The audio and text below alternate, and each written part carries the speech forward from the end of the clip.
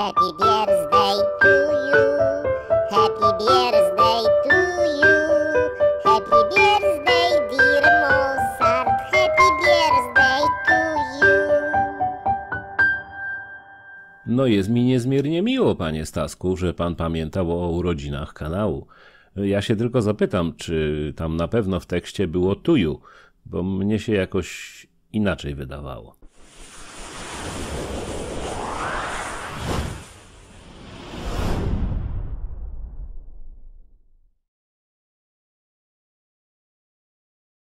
Kanał Mozarta jest wspierany przez widzów. Aby go wspomóc, skorzystaj z linków w opisie pod filmem. Witamy serdecznie państwa w dniu urodzin kanału Mozart Akwaria. To już 11 lat męczycie się państwo ze mną i panem Staskiem, który w tak brawurowy sposób wyśpiewał nam początek filmu. Trenowałem 2 miesiące. Pan sobie nie zdaje chyba sprawy, jak trudno zaśpiewać tak skomplikowany kawałek. Jak to powiedział długopis do długopisu, doceniam pański wkład, panie Stasku. Niemniej uważam, że 2 miesiące w pana przypadku to okres zbyt krótki na opanowanie tak zaawansowanego utworu. Przydałyby się również lekcje śpiewu, zachowanie rytmu i wszelkie inne lekcje, które pan opuścił w szkole. Na WF-ie zawsze byłem. Pamiętam stertę ubrań, pod którymi zawsze można było pana znaleźć. Przesypiał pan całe zajęcia, a potem szedł do domu, żeby przypadkiem na innej lekcji nie posiadać obecności. Taka tradycja. Świecka. Jaka świecka? Świecka się panu na torcie wywaliła.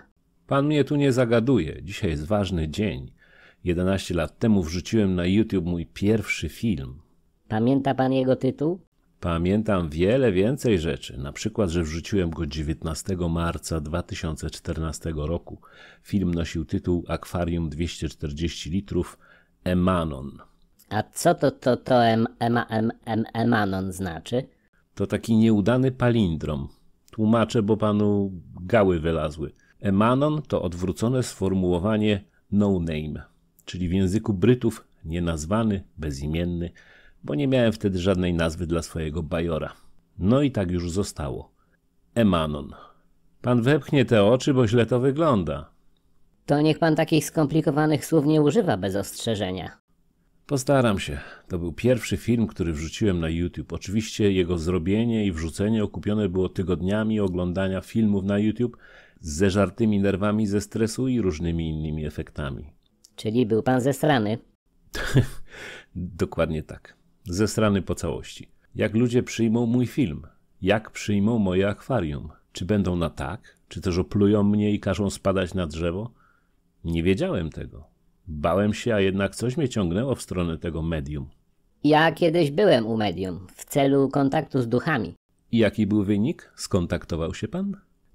Nie do końca. Niby pojawił się tam duch, tak mówiło medium, a ja nic nie widziałem, ale ktoś mi ukradł portfel.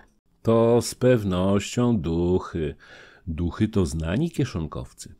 Ale ja portfel miałem w torbie z Biedronki. No i torbiarze oczywiście. Złe to duchy, ale że pan wierzy w takie bzdury. Normalnie obrobił pana właściciel tego przybytku. Nie potrzebował do tego duchów, tylko takiego niedorobionego gościa jak pan. Najbardziej tej torby żałuję, bo w portfelu było tylko zdjęcie szwagierki w stroju kąpielowym. To zdjęcie, co mi je pan pokazywał? Dokładnie to. To fakt. Żal. Torby żal. To co z tym Emanonem było? No, to był pierwszy film. Film bez mojego głosu, bo bałem się odezwać. Za to wrzuciłem muzykę Mozarta, marsz turecki. A to spowodowało, że już pierwszy film, jaki stworzyłem, nie tylko został pozbawiony zarabiania, bo muzyka była chroniona prawami autorskimi, a do tego jeszcze jego wyświetlanie zostało zablokowane w niektórych krajach. W sumie w jednym. W jakim? W Rosji. A to im No dokładnie, tam trzeba im to put in. W każdym razie, pomimo obostrzeń, film się ukazał i został wyświetlony prawie 16,5 tysiąca razy. A pan ile razy go oglądał już na kanale? Moment, policzę. 1 raz, 2 raz, 3 raz, w sumie 16 tysięcy razy.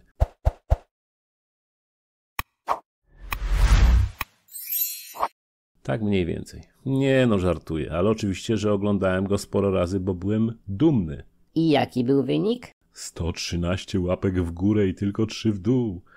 Ale oni już nigdy łapki w dół nikomu nie dadzą. To znaczy? Znalazłem drani po IP, pojechałem, w drzwi zastukałem, a potem... Na pewno chce pan to opowiadać? No w sumie nie. W każdym razie mają teraz na stałe kciuki do góry. Ponieważ film został dobrze przyjęty, nakręciłem jego drugą część również bez mojego głosu. A potem film o zakładaniu akwarium na ziemi ogrodowej, który będę musiał przemontować i wrzucić na nowo, bo YouTube kazał mi wyciąć z niego dźwięk. No nie do końca miałem wtedy wszystko przemyślane. Prawa autorskie nie blokowały filmu, więc czemu nie używać fajnej muzy? A potem się okazywało, że na filmie się nie zarabia, bo prawa autorskie... Człowiek jakoś musiał wystartować, ale wiele rzeczy, jak widać, powinienem zrobić inaczej. Cóż, błędy młodości. Z tą młodością to pan walnął. A chce pan mieć kciuki do góry? Na stałe?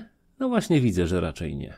Jako ciekawostkę mogę dodać, że w filmie o ziemi użyłem piosenki zespołu Czyści jak łza, Klub Akwarystów. W sumie mogę się nazwać odkrywcą tego utworu dla szerokiej widowni akwarystycznej. A drugą ciekawostką niechaj będzie informacja, że film o zakładaniu akwarium na ziemi ogrodowej to drugi najczęściej oglądany film na moim kanale. Uzyskał ponad 90 000 wyświetleń. No to faktycznie, budził zainteresowanie.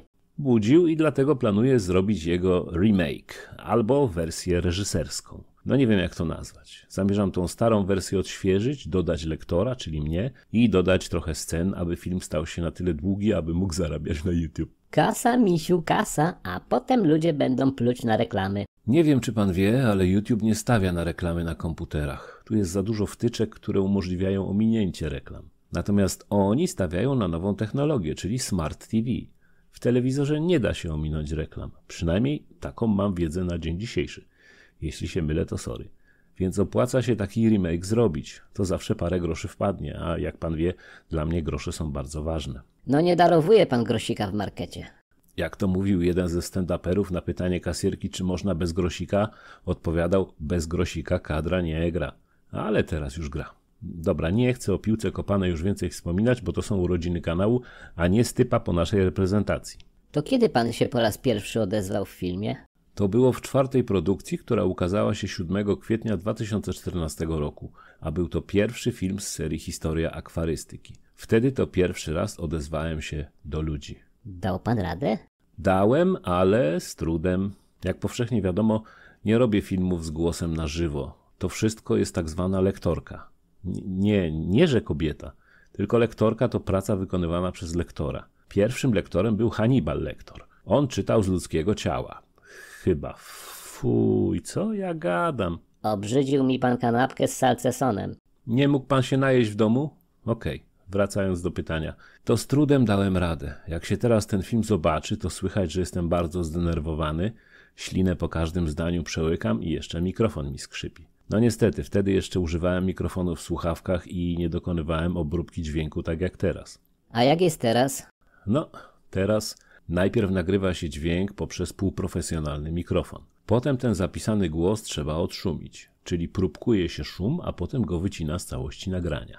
Dla laików trzeba najpierw pokazać programowi, co jest szumem, więc zaznacza się na nagraniu fragment szumu, a szumi 1000 rzeczy, których nawet możemy sami nie słyszeć, a mikrofon to zbierze w czasie nagrania. Tak więc pokazujemy programowi, co jest szumem, a potem każemy mu dokładnie taki szum wyciąć z całości nagrania.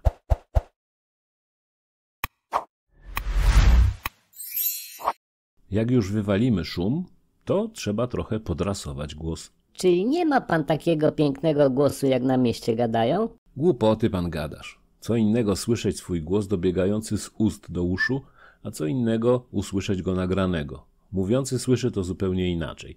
Czyli pan mnie inaczej słyszy, niż ja siebie słyszę. Ale i tak głos powinno się trochę podrasować, żeby słuchacz miał większą przyjemność ze słuchania. Jak pan to robi, mistrzu?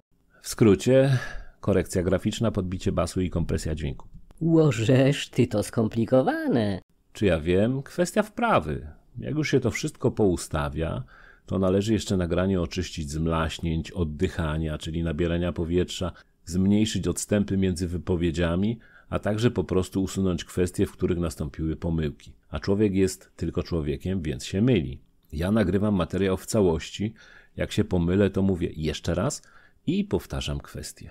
Ale pomyłka zostaje na nagraniu i trzeba ją wyciąć. Wycinam też kichnięcia, pierdnięcia, smarknięcia, picie kawy i przekleństwa, jak się za bardzo zdenerwuję. To sporo roboty, jak widzę. No tak, widzowie oglądają efekt końcowy.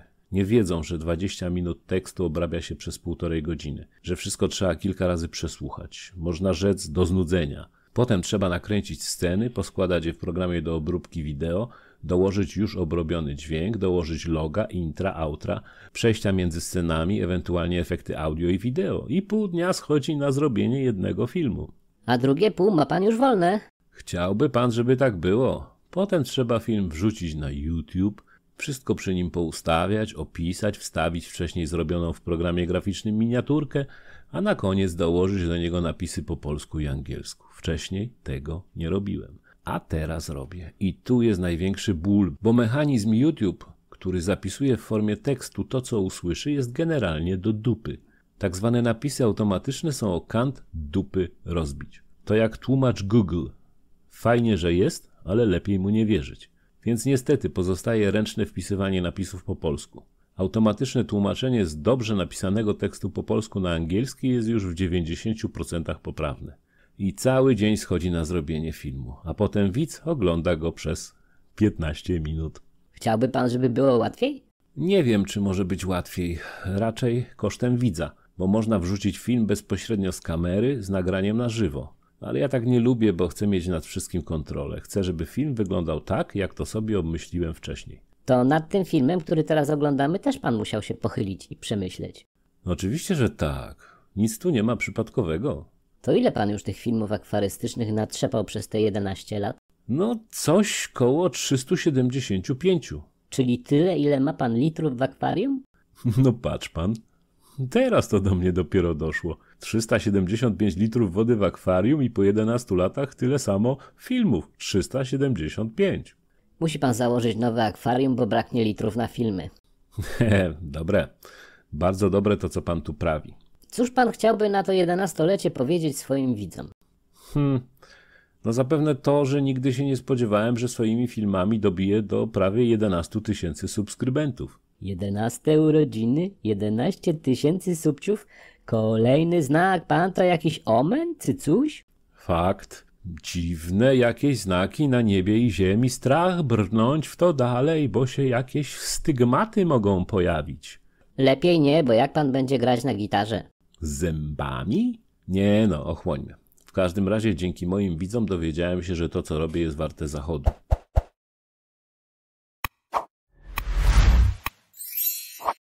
Że to, co tworzę, większości się podoba, że styl, który narzuciłem od pierwszego filmu, czyli swego rodzaju dydaktyka z dużą dawką ześwirowanego humoru, się sprawdza. Oczywiście trafiają się ludzie, którym się to nie podoba. I ja to rozumiem. W końcu patostreamy też muszą skądś brać widzów. Panie Stasku, no idzie pan po bandzie. Jak się komuś nie podoba, to co zrobię? No, to trudno. Nawet w Korei Północnej nie wszyscy kochają wodza. Ale wódz kocha wszystkich. I to jest właśnie przerażające. Ale do meritum. No właśnie, co pana motywuje do robienia tych filmów? To bardzo dobre pytanie. Wyrabia się pan tutaj coraz bardziej. Co mnie motywuje? Wiem, co niestety motywuje większość ludzi na YouTube. To niestety są pieniądze. Jeśli za tym idzie fajny content, czyli fajna treść, to pół biedy. Ale niestety często jest tak, że treść jest słaba, wtórna lub pozbawiona wiedzy. A co mnie motywuje? Na pewno chęć przekazania wiedzy, chęć sprawienia widzom przyjemności z oglądania, jak również motywuje mnie aprobata tego, co robię. To jest chyba najważniejsze, że to, co robię, widzowie przyjmują, są z tego zadowoleni i to okazują w komentarzach. Dlatego komentowanie filmów jest tak ważne. Ale oczywiście, że tak. Wciskanie łapki w górę jest istotne, bo wskazuje statystyczną aprobatę, ale dopiero komentarz oddaje to, co naprawdę czują widzowie. Z tymi łapkami to łatwo nie jest. Ktoś wstawił filmik, że mu zmarł dziadek. I jak tu wybrać łapkę? W górę czy w dół? No i jaki był wynik? 100 łapek w górę i tylko jedna w dół, pewnie jakiś hejter. Pewnie tak, każdy ma jakiegoś hejtera. W każdym razie przez te 11 lat starałem się jak najbardziej zainteresować swoich widzów, znaleźć tematy nietknięte przez innych, znaleźć inne formy przekazania różnych informacji, tak żeby to było interesujące i nie było powtórką z innych kanałów. Zapewne nie zawsze się to udało. Mając tylu subskrybentów, pewnie poznał pan wielu akwarystów osobiście. No nie, akurat pod tym względem to niewielu, ale jest w tym tylko moja wina, a raczej tego, co siedzi w mojej głowie, czyli socjofobii. To w wielkim skrócie niechęć do kontaktów osobistych, więc z automatu odpada poznawanie wielu ludzi. Jakoś udało mi się poznać osobiście Mokre Łapska, Monty Bakopę, Pawła Iglewskiego i to chyba wszyscy youtuberzy. W przelocie poznałem kilka osób na Petfair organizowanym w Łodzi w 2019 roku. No i oczywiście poznałem pewną ilość moich widzów. Z pewnością chciałbym poznać was wszystkich, ale jest to poza zasięgiem moich możliwości. Natomiast kontakt przez internet jak najbardziej. Tu jestem otwarty na poznawanie swoich widzów. Staram się zawsze odpowiadać na komentarze pod filmami, dziękować za życzenia i pozdrowienia. No cóż, taki los. To ja nie wiem, jak pan ze mną wytrzymuje. Ja też nie wiem, ale nie drążmy tego tematu. To może na koniec tej naszej pogawędki powie pan widzom, czego oczekuje. Na pewno 100 000 subskrybentów. Na pewno rozpoczęcia kręcenia w 4K. Co na razie jest niemożliwe, bo moja kamera nie obsługuje 4K. A co gorsza, mój program do obsługi wideo też nie obsługuje 4K. Czyli to pobożne życzenia. Ale może kiedyś. Czego jeszcze oczekuję? Że wpadnę na kolejne genialne pomysły na nowe filmy i że nie popadnę w akwarystyczny marazm jak ostatnio. No i że zdrowie mnie nie rozwali na małe pikselki. Także oczekuję zdrowia, szczęścia i pieniędzy. Z tych 3 rzeczy mogę panu dać salceson. Tylko musi go pan sobie otrzepać, bo mi spadł na podłogę. Czy mogę dać panu coś w zamian za ten salceson? Tak, a co? A zasadzę panu z laczka. To ja dziękuję, ale nie skorzystam. I tak właśnie myślałem. Więc chciałbym z tego miejsca życzyć państwu kolejnych 11 lat ze mną, panem Staskiem i kanałem Mozart Akwaria. Z mojej strony życzę wszystkim widzom zdrowia, pięknych zbiorników i zera stresów związanych z akwariami, jak i życiem osobistym. Trzymajcie się zdrowo i dziękuję za wszystko, co mnie od was spotkało. Na koniec, niech to będzie tradycją, a pan mi tu nic o świecce nie wspomina. Niech to będzie tradycją, że poproszę o łapkę w górę, subskrybowanie, jeśli jesteś tu pierwszy raz i pieprznięcie w dzwoneczek, który pojawia się po zasubskrybowaniu kanału, żeby dostawać powiadomienia o wszystkich wrzucanych filmach. Również fajnie by było wdusić klawisz wesprzyj, który znajduje się koło tytułu filmu.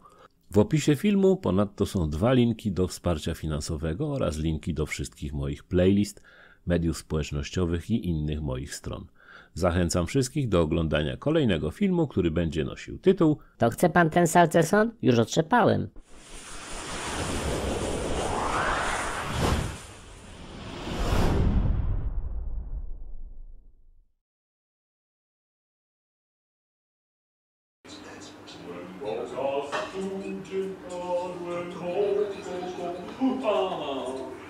A na mnie Kasieńka w przebraniu ma